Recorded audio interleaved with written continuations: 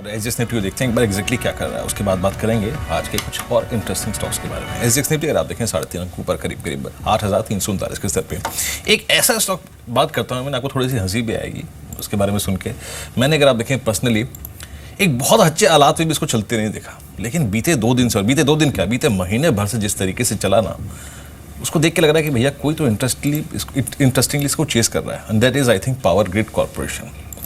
कल 163 पे ये क्लोज हुआ और इतना बेहतरीन ब्रेकआउट, और ये अगर मैं इसको वीकली चार्ट्स पे और मंथली चार्ट्स पे देखूं तो इसका 6, 9, 8 लगभग 8 साल का हाई था। 8 साल का हाई अगर कोई स्टॉक लगा रहा है तो उसके पीछे कोई कारण होगा। राजेश, आपकी राय क्या होगी इस वक्त इस पे? नेक्स्ट पॉसिबल टारगेट्स क्या है? देखिए, मुझे लगता है कि टेक्निकली अगर आप वीकली चार्ट देखो तो बेहद ही स्ट्रॉन्ग चार्ट दिखता है यहाँ पे। इनफैक्ट यहाँ पे एक ब्रेकआउट मिला है रफली, if you see somewhere near 158 odd level. मुझे लगता है कि यह फॉर्मेशन बनेगा 158 के ऊपर। अगर if I am not wrong that could be a cup and sauce of formation, but need time, अभी क्लैरिटी आना बाकी है। But at the same time जो सामने रेजिस्टेंस दिखता है वो है 165। So you can say 165 and 157-58 में एक कंसोलिडेशन देखना चाहिए। लेकिन what you says is absolutely right, chart बेहतरीन है, बहुत स्ट्रॉन्ग चार्ट है। It should be a buy and dip counter, इसे निगलेक्ट नहीं करना चाहिए जी। इसके अलावा आप एक इंपॉर्टेंट खबर है जेपी एसोसिएट्स और आईसीआईसीआई बैंक के लिहाज से, और इनफैक्ट आप जेपी एसोसिएट्स देखेंगे भी तो इस पूरे ही हफ्ते नहीं, पूरी ही जून के दौरान ये स्टॉक काफी स्ट्रॉन्ग रहा है। 40% के आसपास का मूव स्टॉक ने दिया है। और खबर है कि आईसीआईसीआई बैंक ने जेपी के लिए जो डेट रिस्ट्रक्चरिंग है वो शुरू कर दी है। आईसीआईसीआई बैंक जो कि एक लीड बैंकर रहा है जेपी एसोसिएट का, इन्वोक किया है आईसीआईसीआई बैंक ने स्ट्रेटेजिक डेट रिस्ट्रक्चरिंग को, और कहीं ना कहीं इस कदम के बाद आईसीआईसीआई बैंक एक पोजीशन में होगा कि वो जो इस कंपनी को टेक ओवर कर सके। और ऐसी ये डेवलपमेंट इसलिए हो रही है क्योंकि हाल ही में जो अपने सीमेंट एसेट्स कंपनी बेचने की कोशिश कर रही है, अल्ट्राटेक सीमेंट से भी इसकी बातचीत हुई थी, ये किसी कंक्रीट स्टेप पर नहीं पहुंच पाई है, और इसी अनसर्टेनिटी की वजह से आईसीआईसीआई बैंक ने ये कदम उठाया है। और इस तरह का क्लैशेस रहे हैं अल्ट्राटेक सीमेंट और जेपी एसोसिएट में, क्योंकि अल्ट्राटेक सीमेंट जो टिकट साइज था पूरी ट्रांजैक्शन को उसको कम करना चाहता था। लेकिन इंपॉर्टेंट खबर है ये काफी। आशीष, पहली बात तो ये खबर आप कैसे देखते हैं और क्या करना चाहिए उन निवेशकों को जो कि ट्रिपल डिजिट लेवल से होल्ड कर रहे हैं जेपी एसोसिएट या फिर पूरी जेपी ग्रुप के शेयर्स को? देखिए, काफी इसमें असमंजस बना हुआ है। मैं एक बात बोलना चाहूंगा इस न्यूज के बैक पे कि वो फॉल आउट नहीं हुई है डील अभी। So let's not probably go to a point where we see कि वो नहीं हो रही है। Maybe we are headed for some more news flow in next few days. And एक और इम्पॉर्टेंट बात, मैं यहाँ पे जेपी एसोसिएट बाय करने की सलाह नहीं दे रहा हूँ, लेकिन मैं आपको ये बताना चाहूंगा कि एक आउटलायर थॉट आज देता हूँ मैं आपको शो पे, कि वो एक ऐसी कंपनी है जो पैसा चुकाने में इंटरेस्टेड है। I hope you understand what I am saying. It's not one of the Kingfisher stories.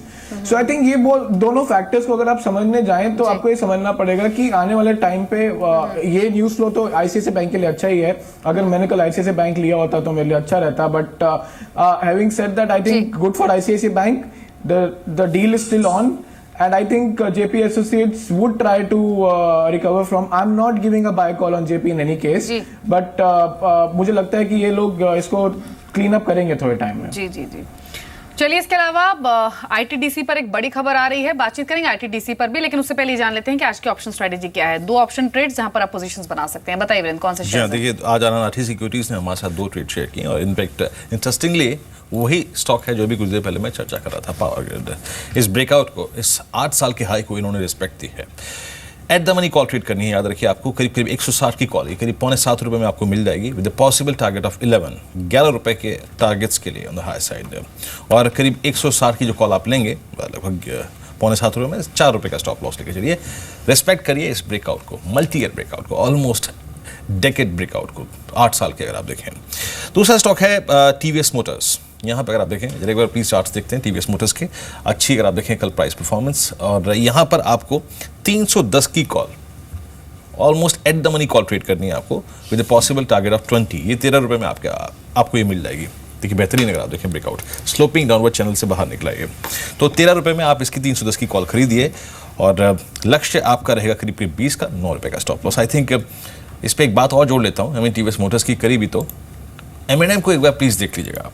M&M मैं पिछले 10 दिन से 4 दिन से आपको इसकी ऑप्शन एक्टिविटीज, इसके रोल ओवर्स, इसके चार्ट से अवगत करा रहा हूँ। कल एक बार फिर से अगर आप देखें, इसने कंफर्म कर दिया कि 1420 के ऊपर जो मेरा ब्रेकआउट है ना, वो एक डिसाइसिव ब्रेकआउट है। राजेश, इस पर आपकी राय?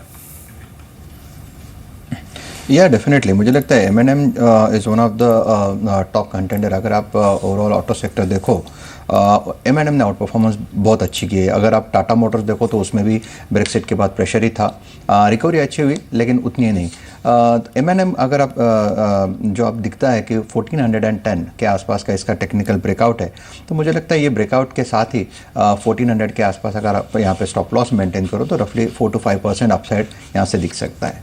जी, चलिए अब आईटीडीसी की बात कर लेते हैं। कल भी ये स्टॉक 20% के अपर सर्किट पर क्लोज हुआ था और कल आखिरी घंटों में एक खबर आई भी थी कि ओएफएस को लेकर जो प्रोसेस है वो जल्द शुरू हो सकता है। और अभी भी खबर आई है कि सरकार 12% स्टेक ओएफएस के जरिए आईटीडीसी में डाइवेस्ट करेगी और 21 जुलाई तक जो मर्चेंट बैंकर्स अपॉइंट किए गए हैं उनसे बिड मंगाई है सरकार ने इस स्टेक सेल को लेकर। इंपॉर्टेंट खबर है और आईटीडीसी लगातार खबरों में रहा भी है। पहले ये भी खबरें आई थी कि जो करीब करीब 14 आईटीडीसी होटल्स हैं उसको सरकार बेच सकती है और लगातार ये खबरों में बना रहा है। लेकिन आशीष, अभी जो ओएफएस की न्यूज आई है, आप इसे कैसे देखते हैं?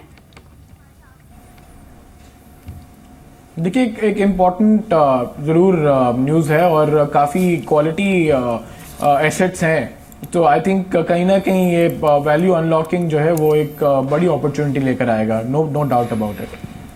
जी, आईटीडीसी आपकी स्क्रीन पे जरा प्लीज एक बार इसके चार्ट्स दिखाएंगे आप? कल 20% ऊपर था, ये आपकी स्क्रीन पर आप देखें चार्ट्स हैं, ये इंटरडे चार्ट्स थे। प्लीज अगर आप एक बार इसके क्वार्टरली और ईयरली चार्ट्स दिखा सकें एक बार। आईटीडीसी 263 पे जो कल बंदा इसको लेकर आया है, आई मीन ये देखिए आपकी स्क्रीन पे क्वार्टरली चार्ट्स, क्या पार किया इसने पार किया 256। याद रखिए 256, उसके बाद पॉसिबिलिटी 277 की। बहुत संक्षेप में राजेश टिप्पणी करना चाहेंगे इस चार्ट पे?